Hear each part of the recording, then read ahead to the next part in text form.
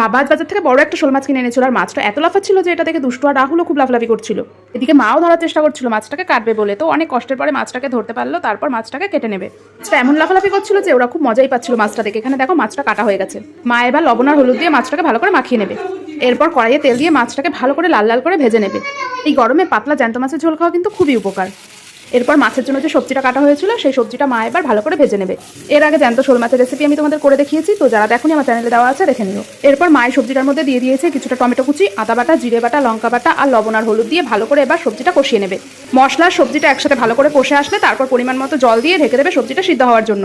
জ্যান্ত মাছ খেতে কিন্তু আমার ভালোই লাগে, তোমাদের কেমন লাগে অবশ্যই জানিও। ঝোলটা ফুটে উঠলে কিছুক্ষণ বাদে মাছগুলোকে এর ভিতরে দিয়ে দেবে। তারপরে 5-10 মিনিট ফোটার পরে হালকা একটু মশলা দিয়ে ঝোলটাকে নামিয়ে নেবে। যেহেতু জ্যান্ত মাছের ঝোল, তোমরা চাইলে গরম মশলাটা নাও দিতে পারো। তো রেডি জ্যান্ত শোল মাছের ঝোল। এবার হলো খাওয়ার পালা। তো আমি দেরি না করে চটপট খাওয়া শুরু করে দিয়েছি। এখানে আমি ভাত নিয়ে নিয়েছি আর মাছের ঝোল নিয়ে নিয়েছি। তো ভিডিওটা তোমাদের কেমন লাগলো অবশ্যই জানিও, আর ভালো